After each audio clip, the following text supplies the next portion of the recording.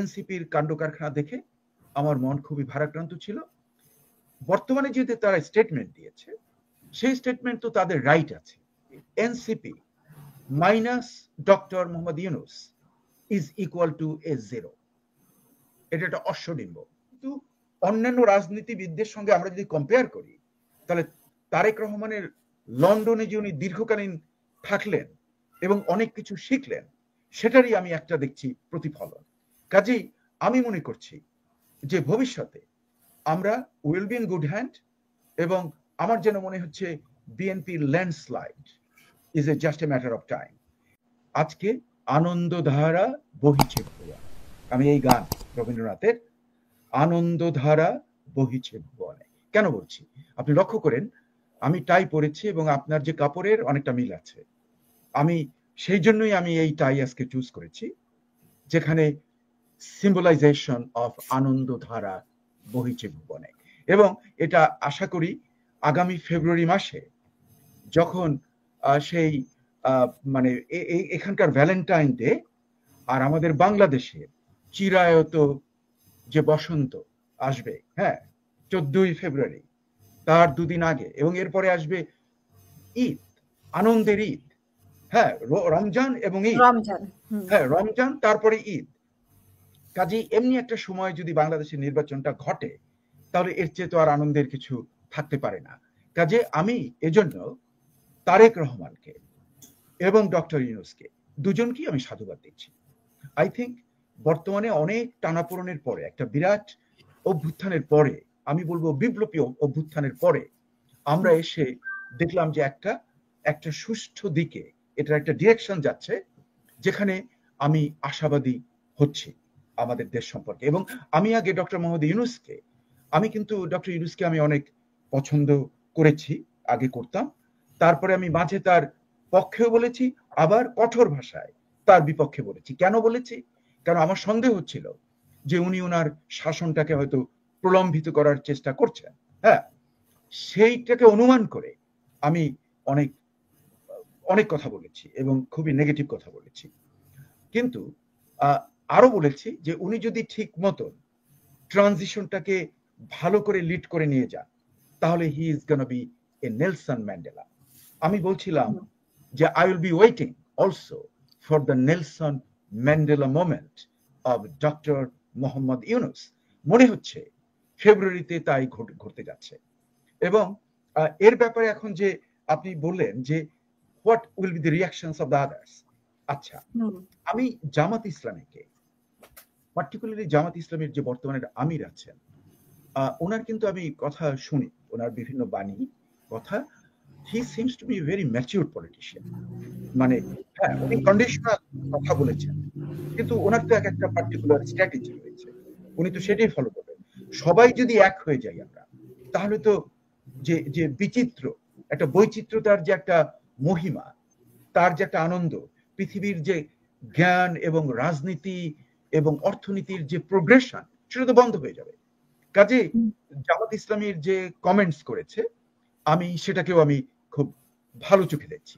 আচ্ছা এখন দেখুন যে এর বিরুদ্ধে তো অনেকে বলছে, যেমন আমি দেখলাম যে এনসিপির ওরা বলেছে, হ্যাঁ এনসিপির সম্পর্কে আমি অনেক সময় আপনাদের এখানে ভালো কমেন্টও করেছি, কটু কমেন্টও করেছি। কিন্তু মানে যখন ওরা করাপশনের দিকে যাচ্ছিল, তখন আমার মন খুব খারাপ ছিল। কিন্তু আমি কিন্তু বাংলাদেশের প্রথম যে বইটা এই বিপ্লবের পরে, এই অভ্যুত্থানের পরে, বইটার নাম 31 Days of July, না 34 Days of July or 36 days, ভুলে গেছি টাইটেলটা, আই থিংক 35 হবে, 35 days। ওই যে বইটা ইংরেজিতে, ওই বইয়ের কিন্তু ফরওয়ার্ড আমার লেখা, যেটা বইয়ের প্রায় 25-30 পৃষ্ঠা, দ্যাট ইজ মাই রাইটিং। এবং ওই বইয়ের যে আর্টিকেল গুলো, তার আগে ওটা নিউ এজে ছাপিয়েছে পরপর 5 দিন। কাজেই আমি এর দারুণ সমর্থন করেছি। কিন্তু পরবর্তী পর্যায়ে এনসিপির কাণ্ড কারখানা দেখে আমার মন খুবই ভারাক্রান্ত ছিল। বর্তমানে যেহেতু তারা স্টেটমেন্ট দিয়েছে, সেই স্টেটমেন্ট তো তাদের রাইট আছে। মানে যে জিনিসটা হচ্ছে ফেব্রুয়ারি, তাদের মধ্যেও আমার মনে হয় বিভক্তি। কারণ হাসনাত আব্দুল্লাহ কিছুক্ষণ আগে একটা স্ট্যাটাস দিয়েছেন, উনি বলেছেন যে মানে দেশের স্বার্থে এটা ভালো হয়েছে। ওই যে তার মানে প্রত্যেকেরই কিন্তু যে right of expression, freedom of expression যেটা, এটা তো থাকতেই হবে। এটাকে কিন্তু আমার কোনো আপত্তি নেই। নাসিরুদ্দিন পাটোয়ারি বলছেন আর কি যে একটি দলের কথা মতো একটি দলকে খুশি করানোর জন্য সেটা শহীদদের না, সাথে সেটা না। বেইমানি করা। নাসিরুদ্দিন পাটোয়ারিরও ওটা একটা তার একটা রাইট ফান্ডামেন্টাল মানে ফ্রিডম অফ এক্সপ্রেশনের রাইট।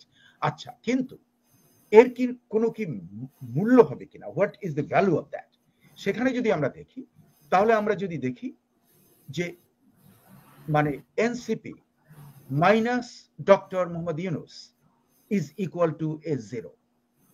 এটা একটা অশ্বডিম্ব। হ্যাঁ, এটা মেজর আক্তার আরো ভালো করে বলতে পারবে যে NCP minus doctor Mohammad Yunus is a অশ্বডিম্ব, ইজ এ বিগ জিরো। ওনারও যে তিনটা জিরোকে বড় করে আরো যদি একটা জিরো করেন তাহলে ওই জিরো হয়ে যাবে। হ্যাঁ, কাজেই মানে আমরা জানি যে ব্লগ স্পেসে, যেটা যে তাজ হাসমি খুব সুন্দর করে বলেছেন যে কয়েক লক্ষ লোক আছে এই ব্লগ স্পেসে এবং এরা একই টাইপের ক্যারেক্টার, তাদেরও কিন্তু এক্সপ্রেশনের অনেক মর্যাদা আমি দেই। হ্যাঁ, কিন্তু আদতে যখন নির্বাচনী ব্যাপারে যাবেন, আপনি যখন ডেমোক্রেটিক ট্রানজিশনে যাবেন, সেখানে কিন্তু 18 কোটি লোক, হ্যাঁ, তারা কিন্তু ব্লগার নয়, তারা কিন্তু ব্লগ স্পেসে আসে না, এবং সেই লোকরাই কিন্তু ভোটের জন্য যান। এবং যে কারণে আমরা দেখেছি যে বিএনপি একটা সামান্য মিটিং দেখলো সেখানে লক্ষ লক্ষ লোক চলে আসে। এর কারণ ওই জনগণ, ওরা কিন্তু ওই ব্লগাররা কি বলছে তাদের কিছু আসে যায় না। হ্যাঁ, কাজেই আমি মনে করি যে বর্তমানে যেটা হচ্ছে, সবাইকে নিয়ে যদি একটা স্মুথ ট্রানজিশন হয়, হ্যাঁ, যে একটা শান্তিপূর্ণ ওয়ে এবং একটা ন্যায্য নির্বাচন, আর সংস্কার যেটা, সেটা হলো প্রবাহমান, এবং সেটারও কিন্তু বর্তমানে যেটা হবে মানে যেগুলোতে সবাই ঐক্যবদ্ধ হয়েছে, সেই সংস্কারগুলোকে আপনি কিভাবে করবেন, নির্বাচনের জন্য যেটা দরকার একটা সুষ্ঠু নির্বাচন, সেগুলো বাই প্রোক্লামেশনের মাধ্যমে, অর্ডিন্যান্সের মাধ্যমে, হ্যাঁ, আর আমরা যেটা এখানে বলি এক্সিকিউটিভ অর্ডারের মাধ্যমে সেগুলোকে করা যেতে পারে। আর অন্য যে সংস্কারগুলো যে সবাই যেখানে রাজি হয়েছে, সেগুলোকে হয়তো লিপিবদ্ধ করে একটা চার্টার করা যেতে পারে। হ্যাঁ, এবং ওটা প্রমালগেশন ও করা যায়, কিন্তু অতীতের জন্য, মানে এটার এফেক্টিভ ডেট হবে পরে, এবং সেটা নির্ভর করবে পার্লামেন্টের উপরে, কারণ পার্লামেন্ট হলো ফাইনাল। পার্লামেন্ট যদি এগুলোকে রেটিফাই না করে কিংবা আইন পাস না করে, তাহলে এগুলোর মূল্য জিরো, এটা আমাদের বুঝতে হবে। এবং সেভাবেই আমি মনে করি যে সামনের দিনগুলোতে আমরা, আমি যেমন আনন্দ ধারা আজকে আমার, হ্যাঁ, এবং আমি তারেক জিয়াকে দেখলাম, তারেক রহমান, আমি তাকে জিয়া বলি, তারেক জিয়া, তারেক রহমানের যে ম্যাচুরিটি, বের হয়েছেন উনি, যে দুটো বই গিফট দিয়েছে, আপনি লক্ষ্য করে দেখুন, একটা থুনবার্গের বই, হ্যাঁ, সেটার মিনিংটা কি, মিনিংটা যে এভরি পার্সন কাউন্টস, লক্ষ্য করে দেখুন এই বইটার যে সারমর্ম, এভরি পার্সন কাউন্টস, সেই বইটা তাকে উপহার দিয়েছেন ইউনূস, ডক্টর মোহাম্মদ ইউনূসকে। আর একটা দিয়েছে কবিতার বই, ওটাও খুব ইন্টারেস্টিং। কাজে আমি যে ম্যাচিউরিটি রিফ্লেকশন দেখছি তারেক রহমানের ভেতরে, এটা কিন্তু অন্যান্য রাজনীতিবিদদের সঙ্গে আমরা যদি কম্পেয়ার করি, তাহলে তারেক রহমানের লন্ডনে যে উনি দীর্ঘকালীন থাকলেন এবং অনেক কিছু শিখলেন, সেটারই আমি একটা দেখছি প্রতিফলন। কাজেই আমি মনে করছি যে ভবিষ্যতে আমরা will be in good hand, এবং আমার যেন মনে হচ্ছে বিএনপির landslide is a just a matter of time. এবং আমি আশা করব যে ল্যান্ডস্লাইড পেয়েও যেন বিএনপি, যেটা ওই থুনবার্গের যে বইটা দিয়েছেন যে এভরিওয়ান কাউন্টস, হ্যাঁ, সেটাই যেন তারা করেন, যে অন্য প্রতিপক্ষ যারা আছে তাদেরকে যেন মানে তাদের প্রতি একটা কঠোর হস্ত ইত্যাদি যেন তারা না করে।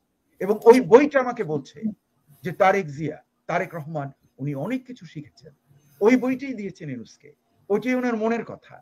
কাজেই আমি মনে করি যে আমি দেখছি ভবিষ্যতে একটা দারুণ সমৃদ্ধ ভালো বাংলাদেশ তারেক রহমানের নেতৃত্বে।